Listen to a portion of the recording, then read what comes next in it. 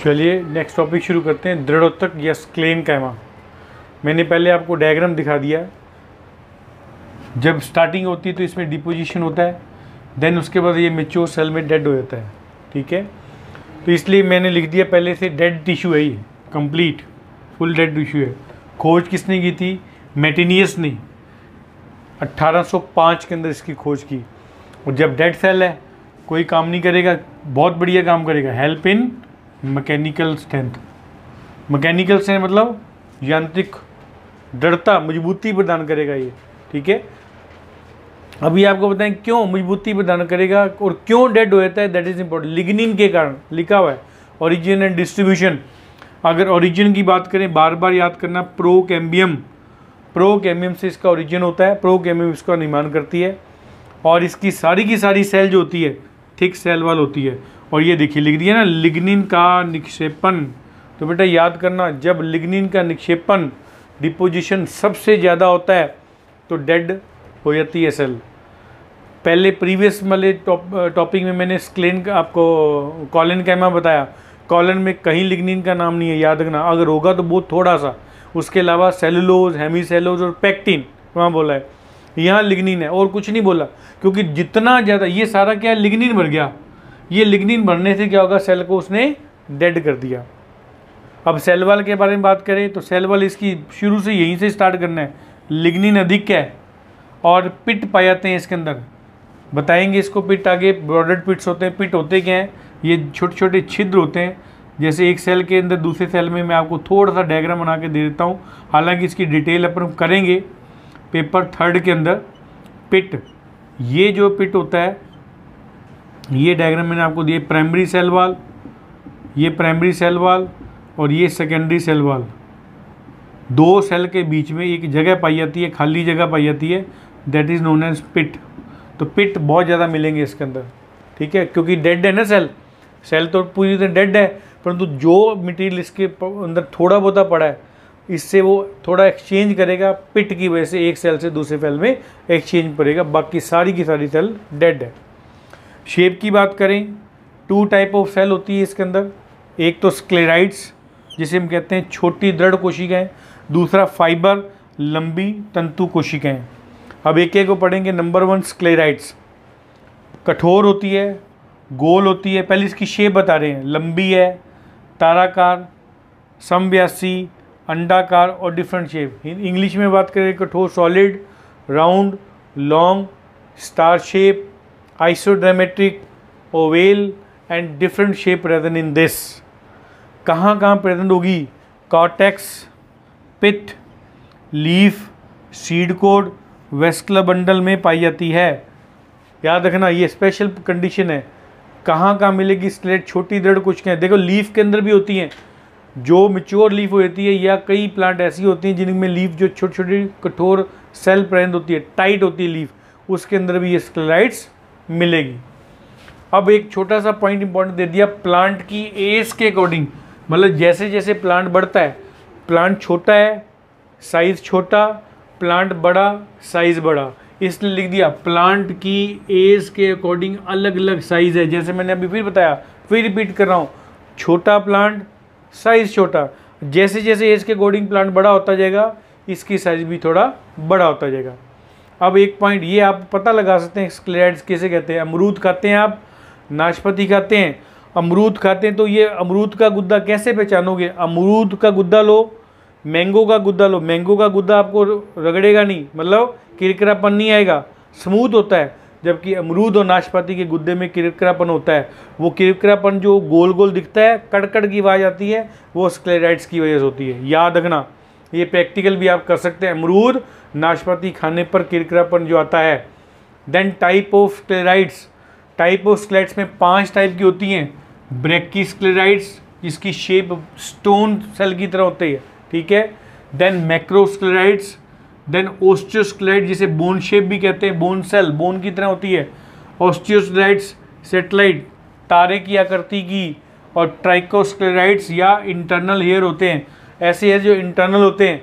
तो ये 5 टाइप की अपने डिस्कस करेंगे, पूरे एक साथ डिस्कस करेंगे पांचों को, ताकि कंपेयर स्टडी भी कर दें आप with diagram with example.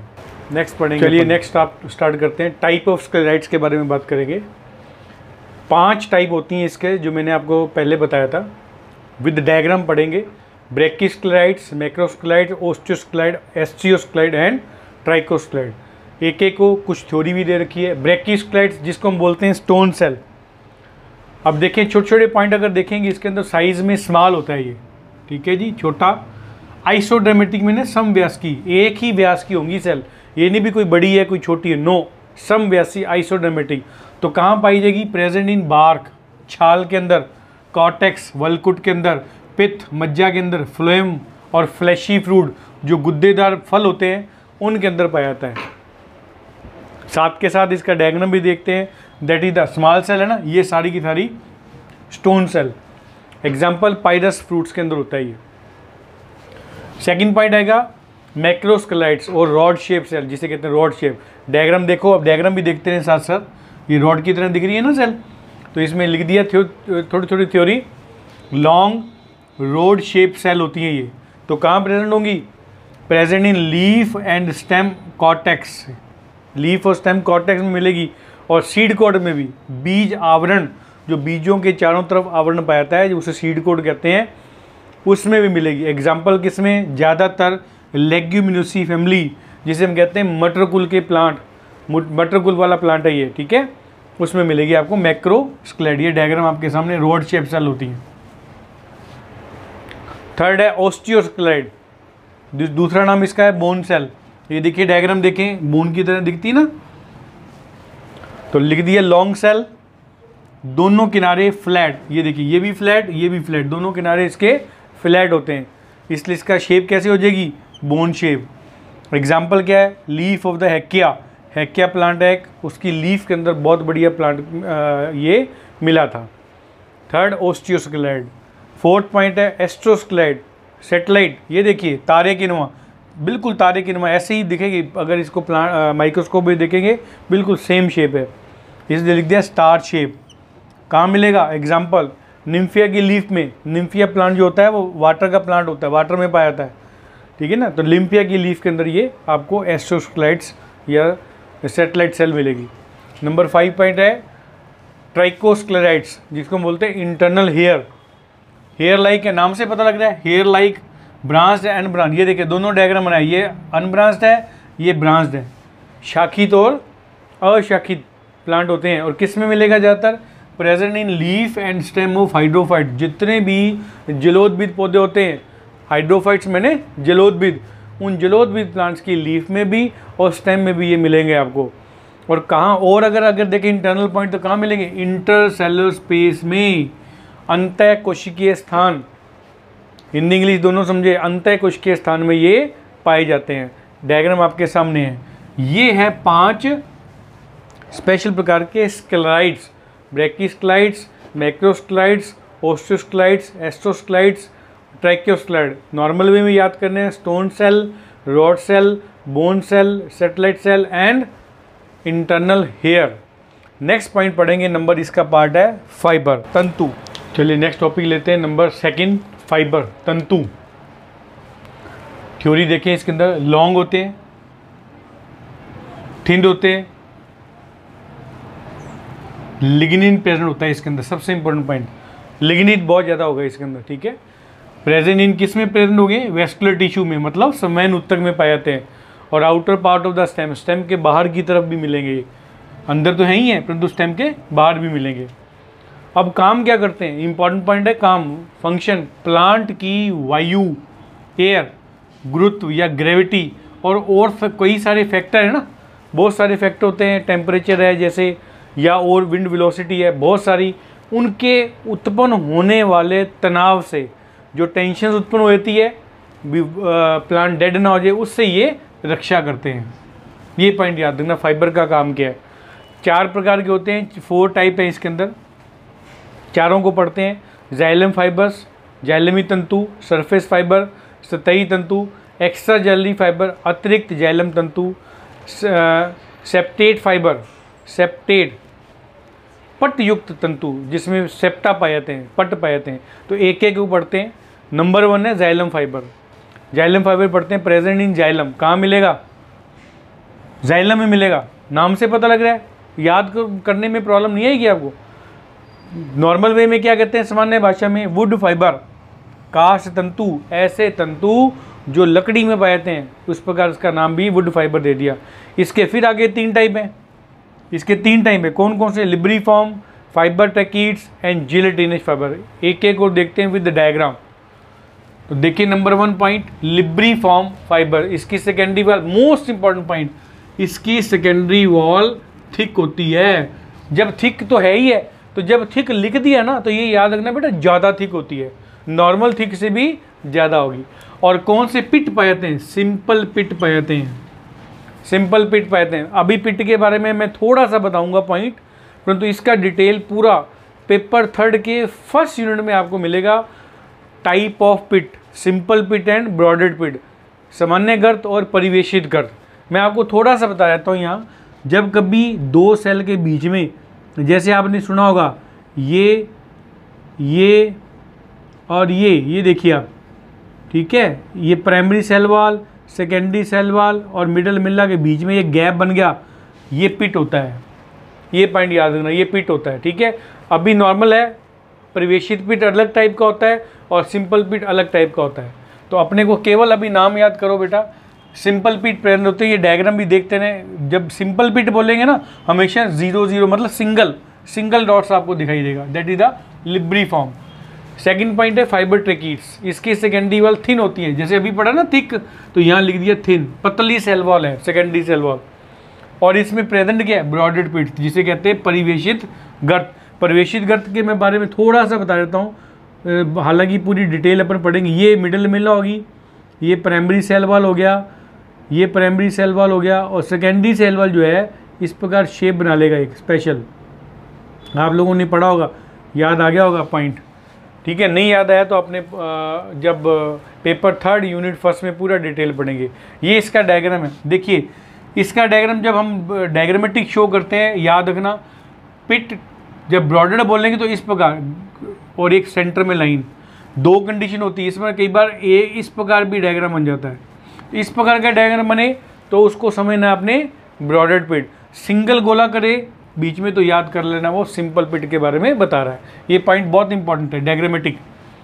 And number C point इसके अंदर जिलेटिनिश फाइबर, नाम से पता लग रहा है म्यूसिलेज श्लेष्मा बनाएगी। तो इसकी सेकेंडरी वॉल में मोस्ट इंपॉर्टेंट पॉइंट दे रहा हूँ, लिग्निन के स्थान पर, ज़्यादातर पढ़ा है ना अपने, लिग्निन होता है secondary level, lignin, pectin, suberin, cutin, so on. परंतु यहाँ एक पॉइंट लिख दिया, लिग्निन की जगह पर क्या मिलेगा, अल्फा सेलुलोज। ये बहुत बार क्वेश्चन आया हुआ है, ऑब्जेक्टिव क्वेश्चन बनता है बहुत बढ़िया। जिलेटिन फाइबर में लिग्निन की जगह पर क्या पाइएगा, अल्फा सेलुलोज, ठीक है। तो ये काम क्या करता है, वाटर एब्जॉर्प्शन करके, वाटर एब्जॉर्प्शन मैंने जल का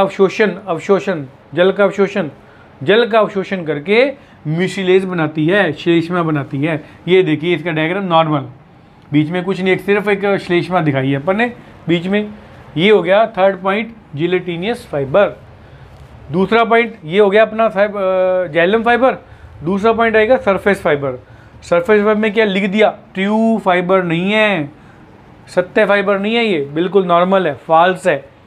कहाँ मिलेगा, प्रेजेंट इन सीड कोट, बीज के चारों तरफ और फ्रूट के ऊपर आउटग्रोथ पर, फ्रूट की आउटग्रोथ में और सीड कोट पर पाया जाता है। किसके बने होते हैं, सेलुलोज के बनते हैं। और आप लोगों ने ये फाइबर देखा होगा, कपास के तंतु, कॉटन फाइबर जिसे बोलते हैं, that is the surface fibre.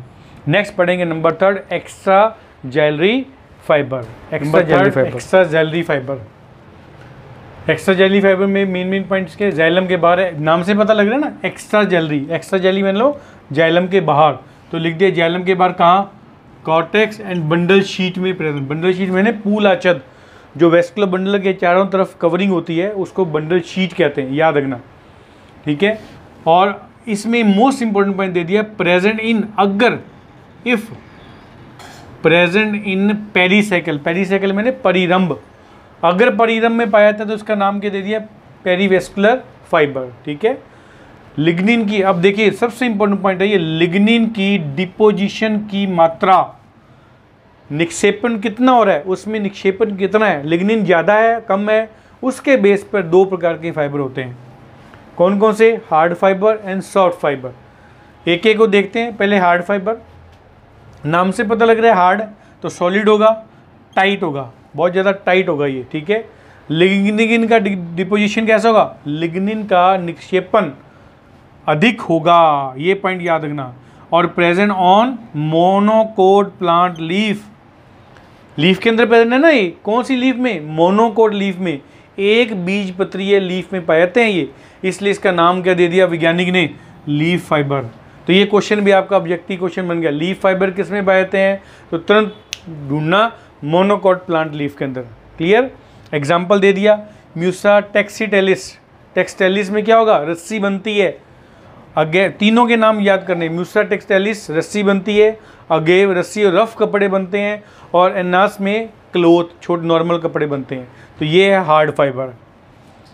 Then soft fibre में क्या? कमर्शियली रूप में इंपॉर्टेंट है।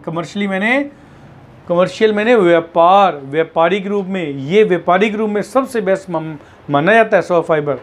इसका दूसरा नाम देखो, जैसे इसमें लीफ फाइबर बोलते हैं ना, क्योंकि लीफ में प्रेजेंट है, तो इसमें बोलते हैं बास फाइबर और फ्लोएम, क्योंकि फ्लोएम है। तो ये छोटे छोटे क्वेश्चन बन गए। फ्लोएम में पाए जाने वाले फाइबर का नाम बताओ, बास फाइबर। कैसा होता है? Soft fibre. ऐसे क्वेश्चन आएगा। किस वैज्ञानिक ने दिया? हैरिस ने 1954 में इसको दिया था, याद रखना। अब हैरिस ने इसको 1954 में एक्टिवेट किया सॉफ्ट फाइबर को। वो बताता है 4 प्रकार के होते हैं सॉफ्ट फाइबर, हेम्प, जूट, अलसी और रेमी।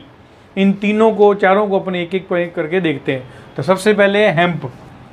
एग्जाम्पल बहुत इंपॉर्टेंट है बेटा इसके अंदर। जिस बच्चे ने एग्जाम्पल लिख दिए, क्वेश्चन पूरा, और यही क्वेश्चन आपका ऑब्जेक्टिव बन जाता है। हेम्प कैनाबिस सटाइवा से बनता है, याद रखना।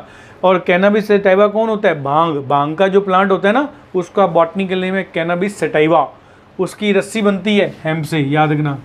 Jute, Corchorus capsularis, Corchorus capsularis से भी रस्सी बनती है, और मोटे कपड़े बनने के काम आता है जूट।